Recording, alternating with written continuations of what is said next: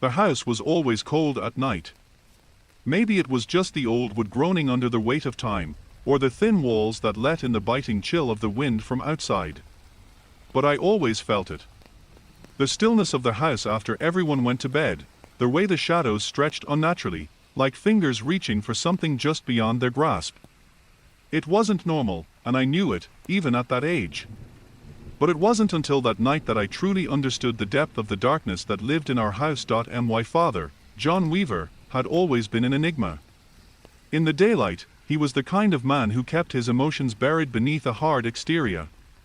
He worked long hours at the local factory, came home exhausted, and never spoke much. He wasn't cruel, but he wasn't warm either. My mother, Helen, tried her best to keep things normal, despite the distance that seemed to grow between them over the years. It was as though she was always waiting for something to shift, but she could never figure out what it was. She tried to protect us from the atmosphere, but I felt the weight of it even as a kid. I could see it in her eyes, too, the fear, the worry that never quite went away, but what I didn't know, what none of us knew, was that something much darker than just a fractured family lurked beneath the surface. I was 12 years old the night everything changed. I remember it so clearly. I had just finished my homework, the flicker of the TV in the living room casting a ghostly glow in the hall. My little brother, Josh, was still playing in the corner with his toys. He had no idea that anything was wrong, and I envied him for it. For weeks, I'd noticed my father's strange behavior. There was something about him, an edge in his eyes, a darkness in his movements that wasn't there before. But I couldn't put my finger on it. I'd seen him pacing in the yard late at night, his silhouette cutting sharp lines against the moonlight. And there was always the sound of him talking, murmuring things that didn't make sense. At first, I thought he was just muttering to himself out of exhaustion, but I could tell the words weren't meant for anyone. Not really. That night, something was different, though. It was just after dinner when we heard it. A scream.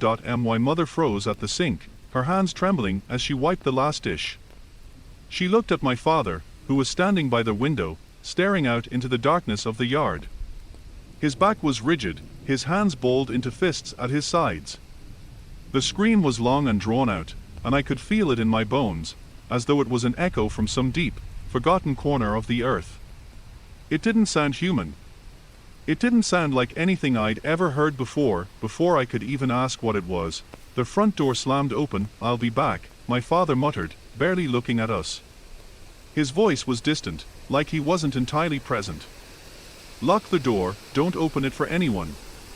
But my mother didn't move. She stood there, frozen, her face pale, her eyes wide. I didn't understand it at the time, but she knew. She knew he wasn't coming back the same. I could see it in her eyes, that silent terror. She had lived with it for years, but this time, it was different. This time, she was afraid of him. As the minutes stretched on, the house grew colder. The sound of the wind howling outside seemed louder than ever. I went to the front window and peered out, my hands shaking as I tried to see through the darkness. But there was nothing. Just the empty yard.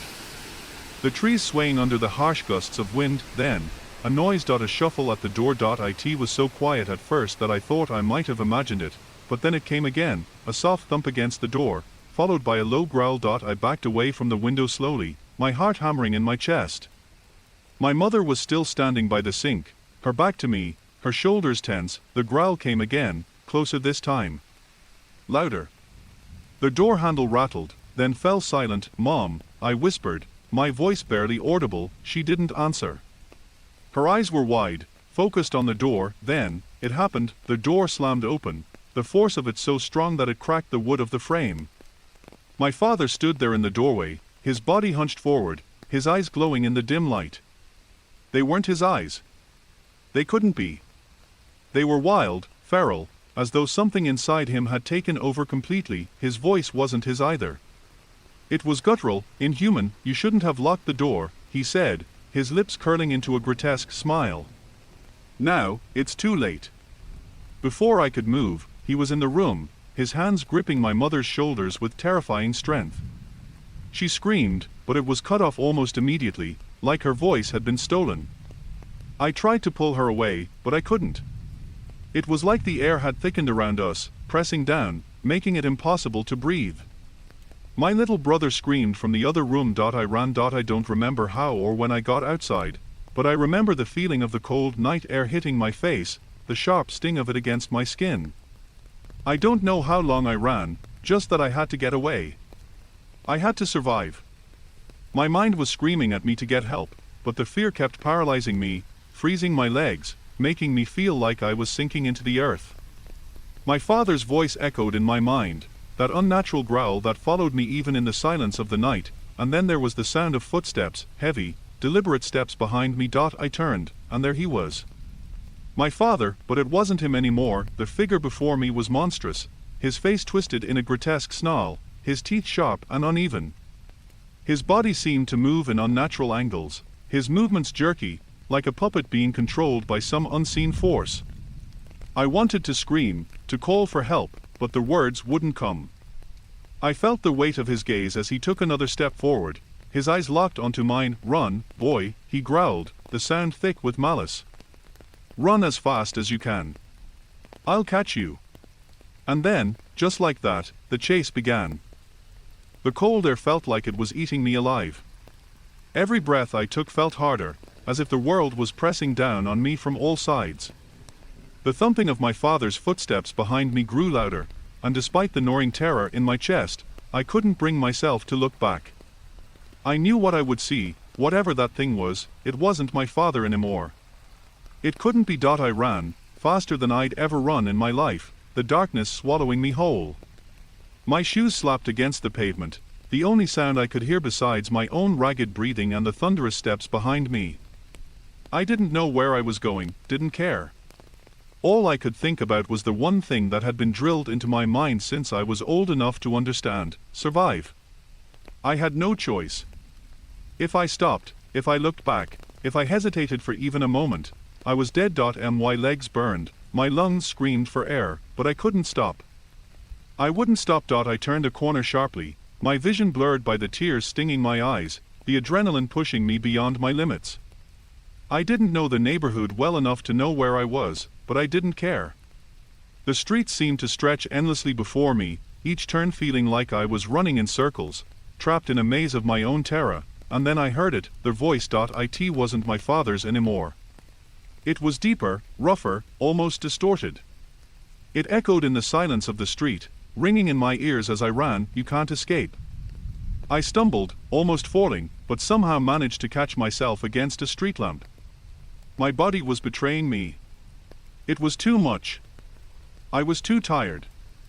I couldn't keep running forever, and then I saw it. A figure standing at the end of the street. At first, I thought it was just my mind playing tricks on me, but the more I focused, the clearer it became. It was him. My father. But it wasn't. He was standing there in the middle of the street, staring at me, his eyes glowing in the dim light. The streetlights flickered above him like some cruel mockery of hope. I froze. The air seemed to freeze with me. I couldn't move. I couldn't speak.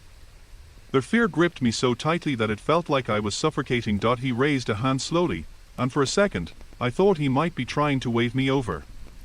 But then I saw the claws, long, jagged, and unnaturally sharp, glinting in the streetlight. His fingers curled into fists, and his lips twisted into that horrible, mocking grin. "You're not going to outrun me." I wanted to scream, to beg for help, but no sound escaped my throat.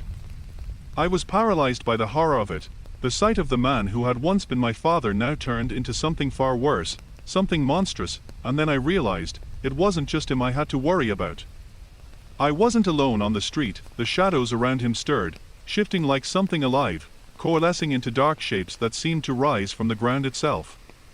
Figures, humanoid shapes, twisted and grotesque, began to emerge from the darkness. They weren't human, not anymore. They were like him, like my father, but even worse. Their limbs were too long, their faces contorted into sickening, silent screams. They weren't walking. They were crawling, dragging their broken bodies across the ground, their movements jerky and unnatural. Their eyes, like my father's, glowed in the dark, burning with a malevolent hunger. I could hear their breathing, slow and heavy, like 1,000 rattling insects. Run, their voice was inside my head now, a command, an instinct. I didn't think. I didn't stop. I turned and ran again, blindly, desperate, my heart pounding in my chest like a drumbeat. I could hear their footsteps behind me, the clicking of their claws scraping against the pavement, growing closer, closer, until I thought they might pull me down and rip me apart. I couldn't outrun them. I knew that. I had no chance. I needed a place to hide. A place to, there. A house, just up ahead. The front door was slightly ajar, as if someone had left it open, waiting for me. But who would leave their door open on a night like this? My mind screamed at me not to trust it, not to go in, but I didn't have a choice. I couldn't keep running. Not with them closing in, not with my body screaming in pain. I bolted toward the house, my chest tightening with every step. The shadows behind me seemed to stretch, wrapping around the corners of the buildings, pushing closer, trying to trap me in their grasp. I reached the door and slammed it open, nearly falling inside. My hands shook as I fumbled with the lock, pushing the door shut with all my strength. The sound of scratching, claws against wood, echoed through the frame. They were already outside, already waiting. They were so close. Their house was dark, but my eyes had adjusted quickly. It was empty, except for a few pieces of furniture scattered around, an old couch, a coffee table, a few empty shelves. It looked abandoned, like no one had lived here for years. But there was no time to think about that. I ran further into their house, searching for a room, something to barricade myself in. The air felt thick, suffocating. The shadows in the corners seemed to be watching me, closing in with every passing second. I found a small bedroom at the end of the hallway, its door half open. I dove inside, slamming the door behind me and pushing a heavy dresser in front of it. My heart was pounding so loud I could hear it in my ears. I crouched in the corner, holding my breath, praying to whatever God would listen that they wouldn't find me. The scratching at the door grew louder, more frantic, as though they were trying to claw their way through. The walls felt like they were closing in on me. I could hear them out there, their breath ragged and uneven, their whispers barely audible over the pounding of my heart. I wasn't alone. I could feel the presence of something else in the room with me. A cold, suffocating energy that pressed down on my chest, like a weight I couldn't escape. I wasn't sure what it was, but I knew it wasn't just the monsters outside the door. There was something else in here. Something older. Something darker, and then, a voice you can't hide. It was my father's voice. But not really. Not anymore. I wanted to scream, to shout for help, but no words came. I felt the coldness rise around me, the shadows creeping closer, wrapping themselves around my body like chains. You're mine now. And then, the door to the bedroom cracked open.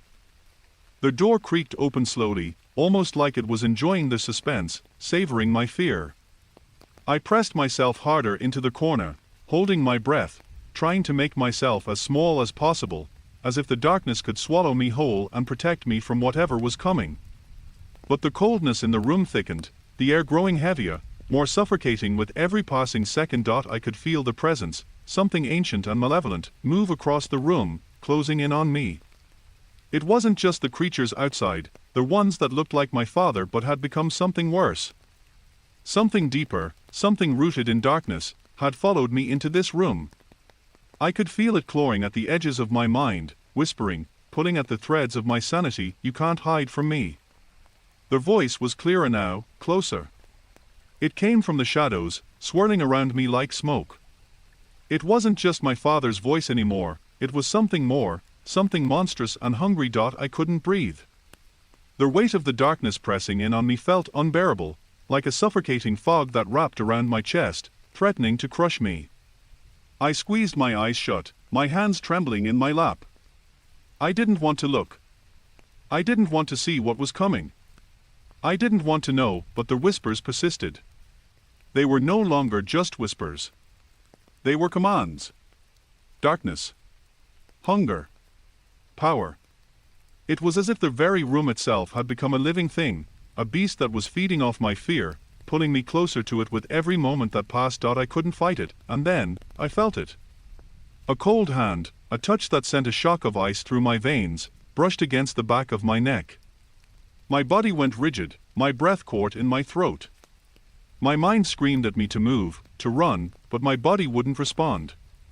It was like I was trapped, paralyzed by the weight of the darkness that had claimed this place. "You belong to me now," their voice hissed, this time directly in my ear, sending a tremor of dread through my entire body. The shadows around me began to take shape, contorting, twisting, becoming something tangible.